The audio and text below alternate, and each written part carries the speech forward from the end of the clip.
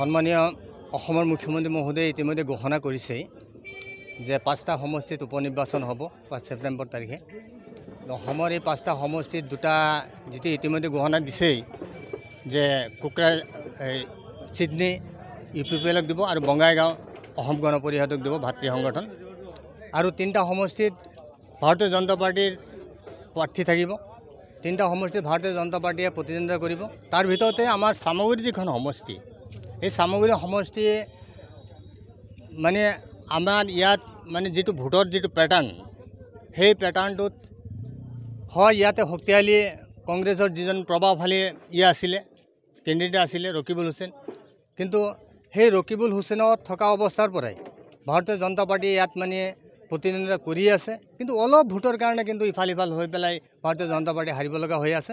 কিন্তু এইবাৰ আমি যেটো এটা ৰূপৰেখা দেখা পাইছোঁ যে সামগুৰি সমষ্টিত এতিয়া সংখ্যালঘু আৰু সংখ্যাগুৰু প্ৰায় সমান প্ৰায় 10,000 ভোটৰ ব্যৱধানত ইফাল আছে।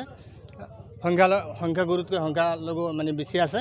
কিন্তু তথাপিও কিন্তু আমাৰ যেটো লোকসভা যেটো নিৰ্বাচন হৈ গ'ল, সেই লোকসভা নিৰ্বাচনত কিন্তু সামগুৰি সমষ্টিত কিন্তু আমি বিপুল সংখ্যক সংখ্যালঘু ভোটাৰে কিন্তু আমি এইবাৰ মানে ভাৰতীয় জনতা পাৰ্টিক আমি কৰিছোঁ, ভোট প্ৰদান কৰিছে। গতিকে সেইফালৰ পৰা এতিয়া আমি দেখিছোঁ যে আমাৰ এই সামগুৰি সমষ্টিত কোনো পৰ্যায় ৰকিবুল হুছেইন নহয় যদি তেখেতে যদি এতিয়া MP বাদ দি পেলাই যদি ইয়াত নিৰ্বাচন খেলে তেতিয়াহ'লে তেওঁ কিন্তু হাৰিব। কিন্তু এনেকুৱা ধৰণৰ হৈছে যে সংখ্যালঘু মানুহখিনিয়ে কিন্তু এইবাৰ ভাৰতীয় জনতা পাৰ্টিক এই 2টা বছৰৰ কাৰণে কিন্তু ইয়াত দিব, যিহেতুকে এইটো চৰকাৰ গঠন নহয়, যিহেতুকে চৰকাৰ আছেই। চৰকাৰ থকা অৱস্থাত যদি আমাৰ বিধায়কজন যদি আমি যদি আমাৰ মানুহে যদি বনাব পাৰে, গতিকে আমি তেতিয়াহ'লে কিন্তু এই সামগুৰি সমষ্টি কিন্তু ভাৰতীয় জনতা পাৰ্টিৰ দখলত আহি গ'ল। ৰকিবুল হুছেইন যে কোন উঠিছে, তাঞ্জিলি উঠিছে নে ইঞ্জিলি উঠিছে এইটো ক'ব নোৱাৰোঁ। কিন্তু তেওঁ এই ইঞ্জিলে ইয়াত কাম নহ'ব। গতিকে এটা অকণমানি ল'ৰা, এতিয়া মই এজন ৰিটায়াৰ্ড টিচাৰ, মই এজন শিক্ষক ৰিটায়াৰ্ড টিচাৰ। গতিকে মই যিটো অৱস্থা দেখিলোঁ যে এই এনেকুৱা এটা সৰু বাচ্চাক এই সমষ্টিক এৰি দিয়া মানে তেওঁলোকৰ এইটো পৈতৃক সম্পত্তি বুলি তেওঁলোকে ধৰি লৈছে। গতিকে মানুহখিনি আৱেগ হৈছে। গতিকে যিসকল কংগ্ৰেছী, সেই কংগ্ৰেছীসকলেও কিন্তু এইবাৰ আমাৰ স্থানীয় প্ৰাৰ্থীক আমি দাবী দিছোঁ, স্থানীয় প্ৰাৰ্থীক আমাৰ ভাৰতীয় জনতা পাৰ্টিৰ স্থানীয় প্ৰাৰ্থীক মানে প্ৰাৰ্থিত্ব প্ৰদান কৰিব লাগে উপযুক্ত। তেনেকুৱা স্থানীয় প্ৰাৰ্থীয়ে ইয়াত আমি যে দেখিছোঁ পাৰ্থপ্ৰতিম হাজৰিকা, মামু হাজৰিকা, তেখেত এজন উপযুক্ত প্ৰাৰ্থী আছে। আৰু মহেন্দ্ৰ কোঁৱৰ তেখেতো এজন উপযুক্ত প্ৰাৰ্থী আছে। গতিকে সংখ্যালঘু ফালৰ পৰাও দাবী দিছে।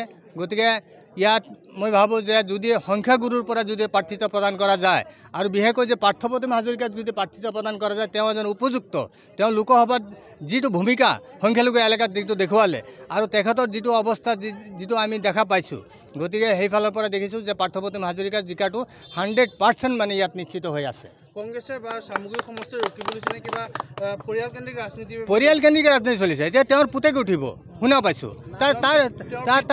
তেওঁৰ পিতৃও আছিলে, তেওঁ হ'ল তেওঁৰ পুতেকক দিলে, এতিয়া তেওঁৰ পুতেকক দিব, তেওঁৰ নাতিনীক দিব, তাৰপিছত তেওঁৰ ঘনীয়েকক দিব, তাৰপিছত তেনেকুৱা বংশগত চলি থাকিব।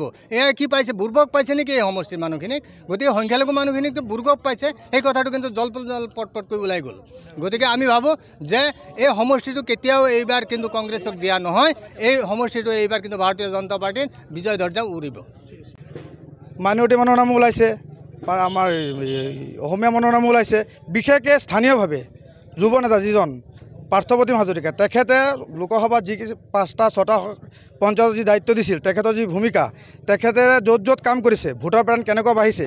আৰু বিশেষকৈ সংখ্যালঘু মানুহে পাৰ্থপ্ৰতিম হাজৰিকা ডাঙৰীয়াক কোনো দলীয় নেতা হিচাপে নহয়, এজন পৰিয়ালৰ ল'ৰা হিচাপে, পৰিয়ালৰ ভাই বন্ধু হিচাপে যেনেকৈ আঁকোৱালি লয়, এক্সট্ৰা এটা ভোটেই পাব তেখেতে। সংখ্যালঘু এলেকাত তেখেতৰ নিচিনা প্ৰভাৱ আজিলৈকে আমি কাকো দেখা নাই। একে চকু মুদি তেখেতক যদি প্ৰাৰ্থিত্ব প্ৰদান কৰে, একে চকু মুদি তেখেত জিকি যাব, তাত কোনো সন্দেহ নাই আমাৰ। AGPও কিন্তু যুঁজা চলাই আছে। AGPয়ে যুঁজা চলাইছে ঠিক, কিন্তু অলৰেডি AGPক বঙাইগাঁৱতো এৰিছে। সামগুৰি সমষ্টি নাই, সামগুৰি সমষ্টিত AGPক নিদিয়ে। সামগুৰি AGP আৰু BJP মিলি খেলিব, তাত BJPৰ প্ৰাৰ্থী থাকিব। আমাৰ ৰাজ্যিকৰ পৰা যাক দিয়ে আমিও তাকেই মানিব লাগিব। কিন্তু আমি আমাৰ দাবীটো দিছোঁ, কেনেকুৱা প্ৰাৰ্থী দিলে আমি জিকিম। এতিয়া দলে যাক দিয়ে তাক লৈ আমি নিৰ্বাচন অৱতীৰ্ণ হ'ম, কিন্তু আমাৰো দাবী এটা থাকিব কেনেকুৱা প্ৰাৰ্থী দিলে আমি জিকিম। যিহেতু আমি গ্ৰাছৰুটত কাম কৰি আছোঁ, বুথ লেভেলত আমি কাম কৰি আছোঁ, আমাৰ কথাখিনি আমি ওপৰত জনাইছোঁ।